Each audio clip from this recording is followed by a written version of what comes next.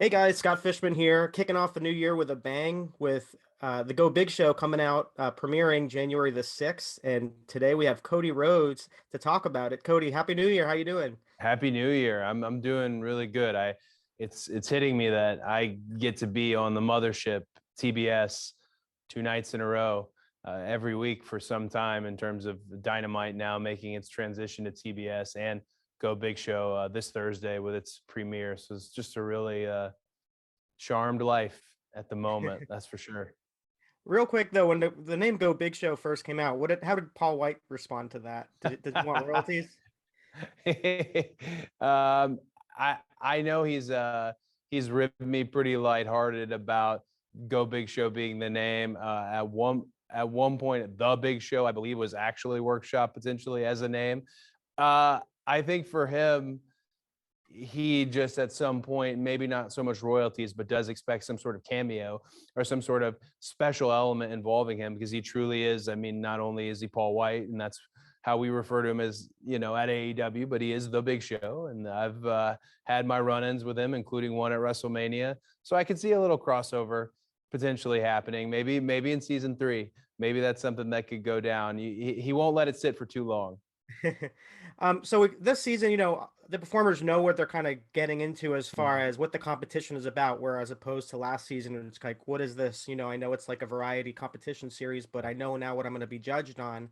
Are you kind of raising the stakes and kind of being more picky on how you do your scores this season, knowing that?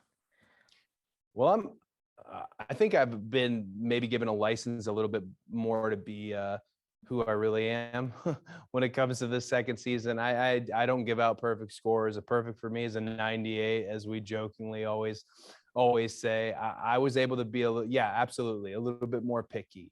I was able to think a little bit more too about the game that's involved, not just what you do, but how does it stack up? What did you save for the semifinals, and could you potentially save anything for a finale without leaving too much off the bone in those initial rounds? So as the show's identity has figured itself out, and the fact that we were able to cast a wider net now that more people know about the show and it has more global penetration, the acts are even more, jaw dropping is what's on, is a buzz way of putting it, but that's truly how it is. I sat there many times and thought not just how lucky I am, but how silly it all is that here this wrestler dude can judge some of these unbelievably disciplined, or if not disciplined, wildly risky acts.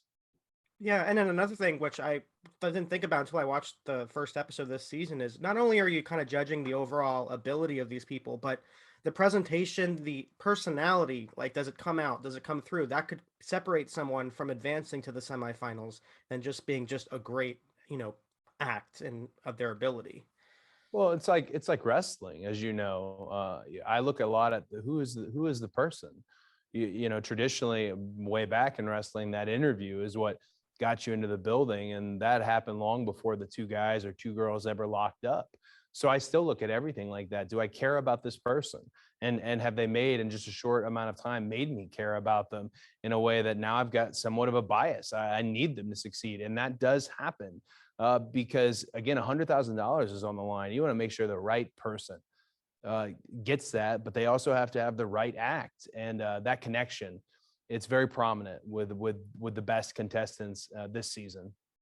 And T-Pain is new this season. He's filling in some big shoes of Snoop Dogg, but his Mhm. personality definitely shines through, even for the first episode. And when you see the teasers, tell me what it was like to work with him on the show. You had him at an AEW show, so he seems to be up for anything when it comes to this sort of thing in entertainment. Yeah, T-Pain is what a wonderful cat, and the fact that he came into this with no experience season 1 wise, and he as a judge probably gets involved with more contestants and more acts than any of us this season, and he did it with a smile on his face, and even the riskier acts, he really is down for whatever. But also sitting there when you have a guy like T-Pain with such level of success, when you have Jennifer Nettles down at the end, Rosario Dawson right next to me, I always am learning, and I know we're supposed to be judging these acts and $100,000 on the line, and certainly that's in the forefront. But it's a lot to see such success to the left of me on that stage. And I learned a lot from the judges in the first season and in the second season. And TPain is absolutely just a baller, just a stud. And for him to come and be part of All Elite Wrestling, hand me that chair at the Atlanta Street Fight, that's a big moment for me. That's definitely one of my favorite career moments. And one of the teasers shows you kicking one of the performers in the groin, and it seems like an interesting act. What can you tease about that, and just some of the things that you're going to be involved in as a participant this season? Well, the clip that people have seen going around is me kicking a contestant named Horse in the balls. I have no other way to put it. There's no way to put it, and his act can't be put delicately. But that act is one of the acts that showcases the dichotomy on the show. When you have an act is getting hit in the balls various ways and not sustaining an injury versus, say, a James Carter, a motocross expert, or versus someone who's trained for over 2 decades as an umbrella balancer and dancer. It's very fun, the dichotomy to see, okay, well, here's this absolute car crash of an act, and then here's this disciplined, beautiful art form, and somehow they both work on this stage and they both make you feel something incredibly different. Yeah, and when it comes to AEW and wrestlers, there's maybe some that have made some hidden talents that maybe we don't even know about. Who do you think, whether in the wrestling world in general, might be good on this show or be a good competition? Maybe Well, they have a hidden talent we don't know about. that's a really good question. I think Nyla Rose has a lot of talents that would work towards the Go Big shows. Maybe season 3, John Silver, Johnny Hungy, because he's a genuinely, I think, can fit into that strongman area. You have guys like that who are incredibly strong, almost that double tendon strength. Yeah, those are two that stand out to me. And then if you're just looking at classic acrobatics and balance and high spots, Private Party, Dante Martin, my gosh, he could just do a vertical. We had a guy in season 1 who just did a vertical leap on different obstacles, and I think Dante could absolutely. So many of these talent that I get to share the locker room with could do the thing when it comes to Go Big Show. Well, with Nyla, was it with the strength, or is there something else that we don't know about? See, that's a thing. That's Nyla just has a lot.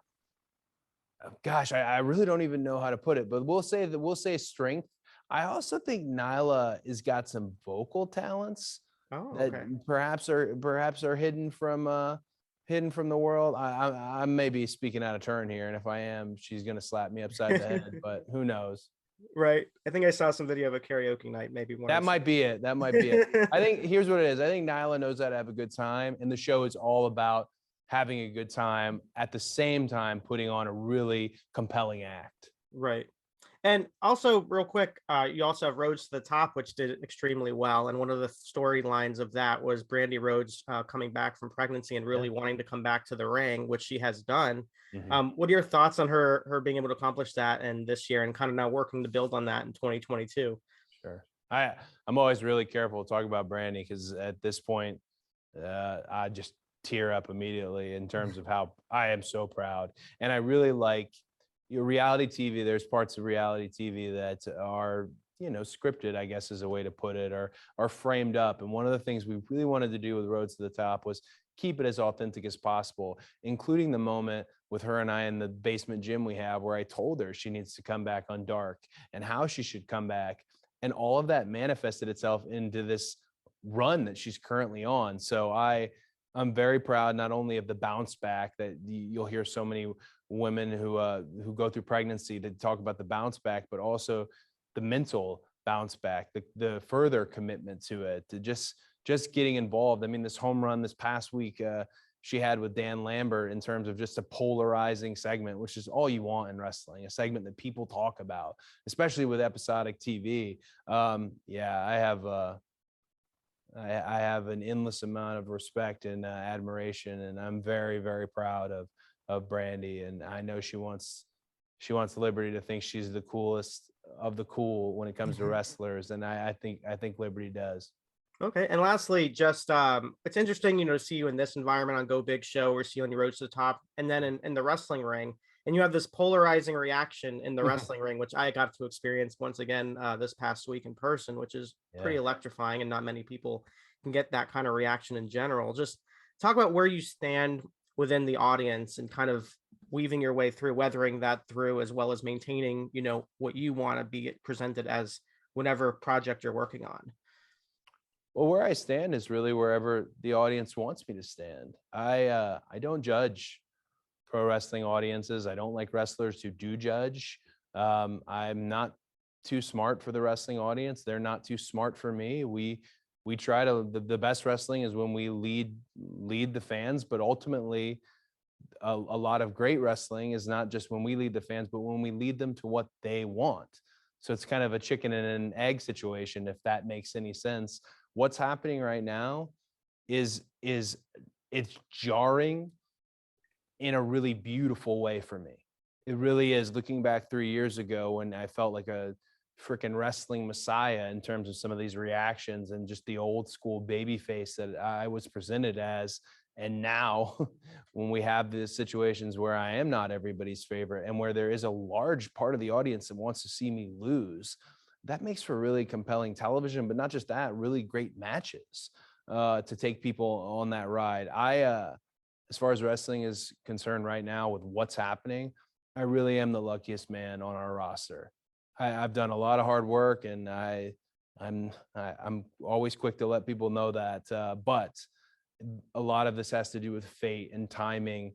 And yeah, I just want to see where it goes. We're not going to take people a route they've already gone on. I can tell you that, but I do want to see where this goes. Awesome. And I definitely want to see where Go Big Show this season goes. Starting Yeah. February the 6th, it's going to be really fun. Got to follow last season. So excited to see the personalities shine through, see the stories, the human interest stories. It's going to be a lot of fun. So thank you, Cody, so much for the time. Always good catching up, and congrats on everything. Yes. Thank you so much. $100,000 on the line. It's going to be a good season. Yes, indeed. All right. Take care. Thank you.